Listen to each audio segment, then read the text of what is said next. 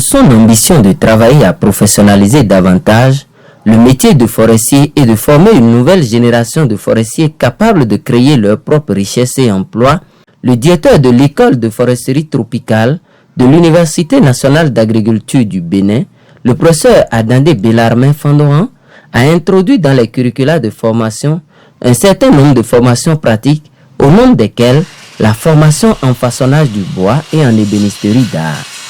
En effet, il est connu depuis la création des écoles qui forment les forestiers au Bénin que l'ingénierie du bois a été toujours occultée. En conséquence, ceux qui se spécialisent en ouvrages en bois dans les bâtiments, dans les lycées, n'ont pas la chance de poursuivre les études au supérieur. Or, ces prérogatives reviennent aux écoles de foresterie dans les grands pays comme l'Allemagne, la Finlande, le Canada. C'est donc pour renverser la tendance que le cours de façonnage du bois et de bénisterie d'art a été introduit à l'école de foresterie tropicale de l'Université nationale d'agriculture.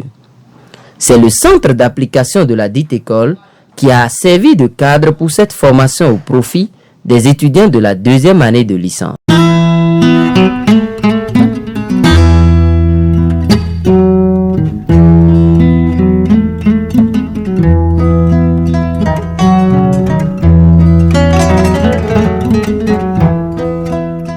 Sous l'égide des professionnels en la matière, les étudiants ont appris à allier apprentissage, innovation et créativité, à marier savoir-faire et technologie de pointe. 3 semaines durant, les étudiants ont été plongés au cœur des techniques les plus avancées de manipulation du bois. De la sélection minutieuse des essences aux détails complexes de finition, chaque étape de ce processus fascinant de formation leur a été exposée et maîtrisée. C'est avec un grand plaisir que j'ai eu à partager avec les étudiants de l'EFOT quelques notions sur l'ébénisterie d'art et l'ingénierie du bois en général.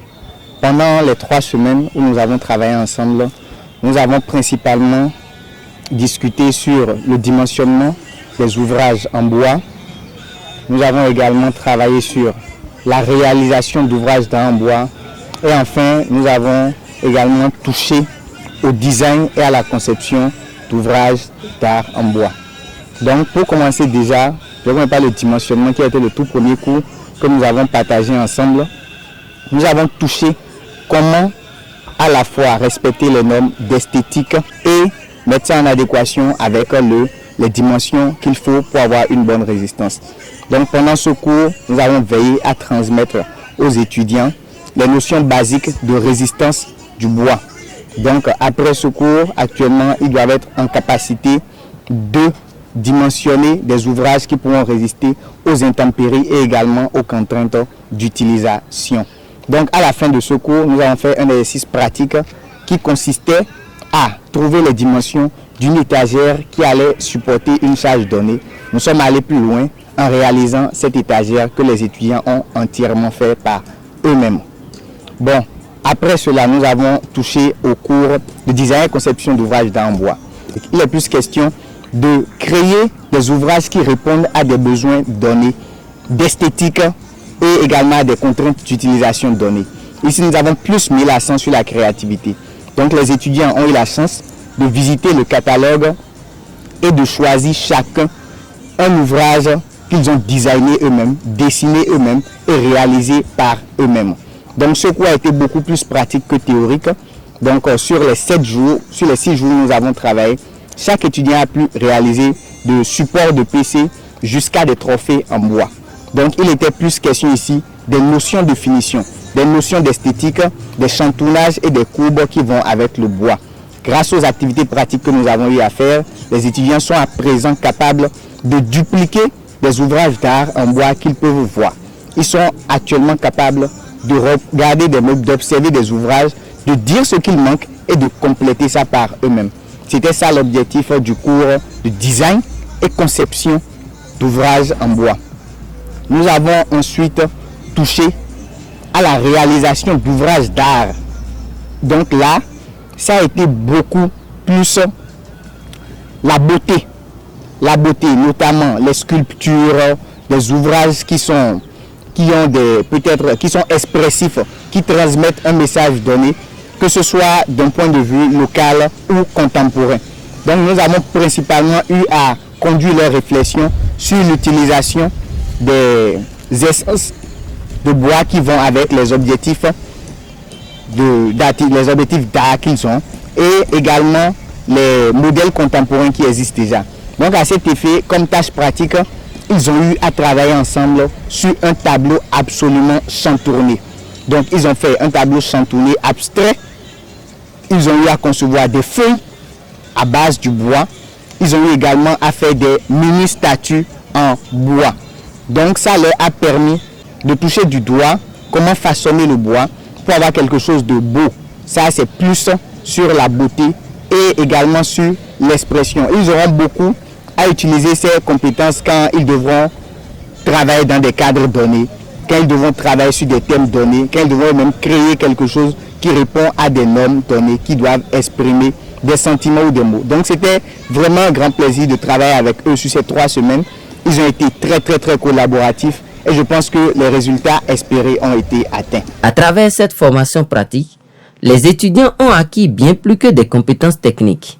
Ils développent déjà une véritable passion pour le bois, une appréciation profonde de sa beauté naturelle et de ses innombrables. Chaque pièce de bois était devenue une toile vierge sur laquelle ils exprimaient leur créativité et leur talent. Au final, cette formation constitue le début d'un voyage inoubliable, riche en apprentissage, en défis et en réalisation. Les jours passés, nous avons eu à faire des travaux théoriques et actuellement nous sommes à la phase pratique. Nous avons eu des tâches par chaque étudiant et la tâche qui m'a été soumise est la réalisation d'une vaisselle en forme de cœur avec des designs de cœur multiples à l'intérieur. Pour commencer, on m'a coupé une planche de bois de 30 sur 30 et après cela, on a pris la moitié qui fait 15 cm. Après, on a divisé par 2 qui fait encore 7,5. Après cela, on a fait le design à la main. D'autres pourront faire ça avec le cœur. Seuls les professionnels pourront y réaliser à la main. Et ça a donné un design de cœur. Après ça, nous sommes allés au chantinage et on a coupé les parties qui ne sont pas utiles. Et c'est après le chantinage que j'ai fait le ponçage au papier vert et ça a donné cela. Premièrement, on m'a donné une ponce qui a pour longueur 30 cm et largeur 20 cm. Puis la ponce qu'on m'a donnée, j'ai fait un dessin sur ça pour pouvoir obtenir ce qui est dans ma main. Et après ça, on est allé faire chantinage. Et après ça, j'ai fait ponçage, après ça le polissage. C'est la fin du travail, c'est la fin de ce que j'ai réalisé. Et ça reste seulement le vernissage à faire.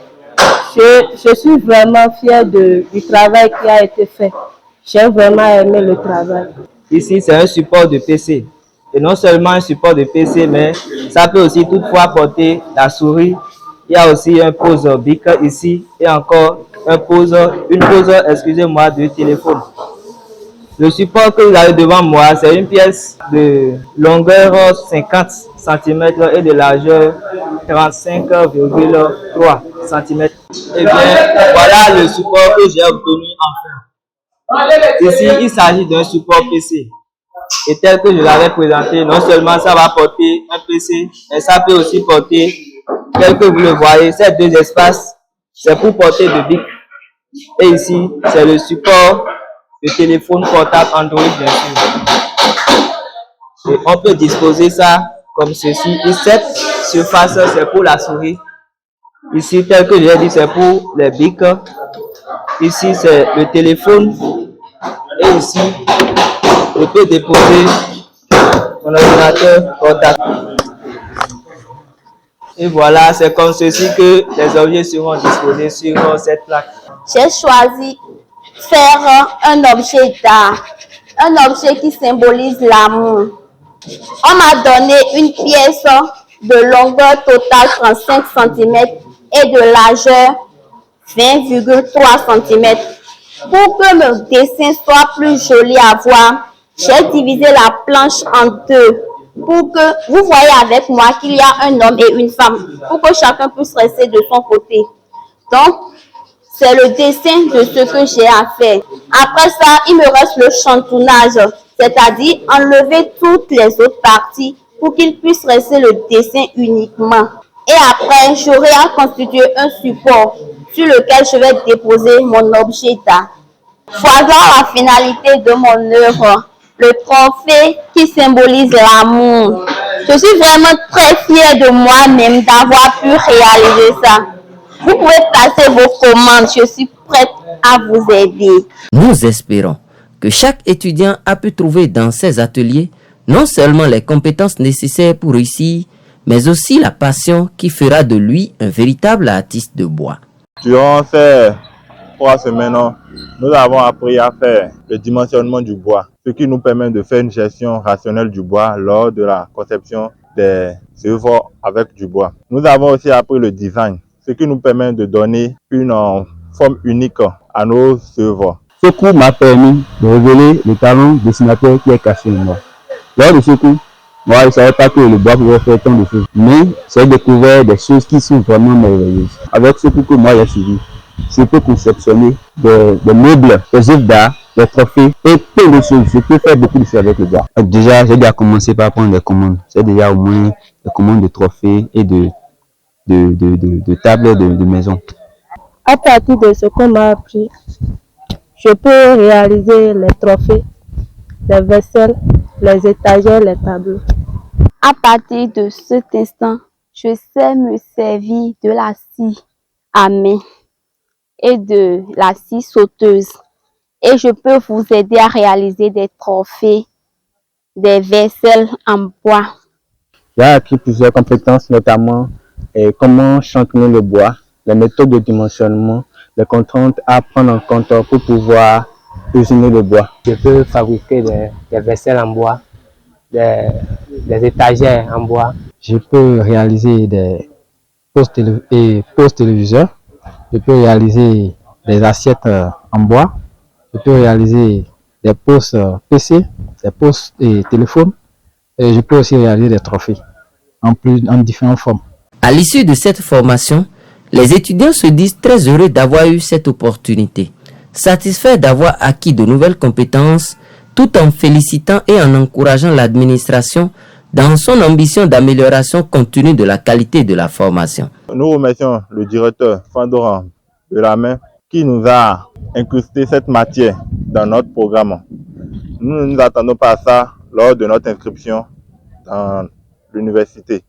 Encore, nous lui souhaitons beaucoup de courage, qu'il continue à nous financer et puis nous n'allons pas le décevoir. Et je suis d'abord très content de faire partie de cette promotion qui est en train de découvrir pour la première fois ce type de métier à l'université.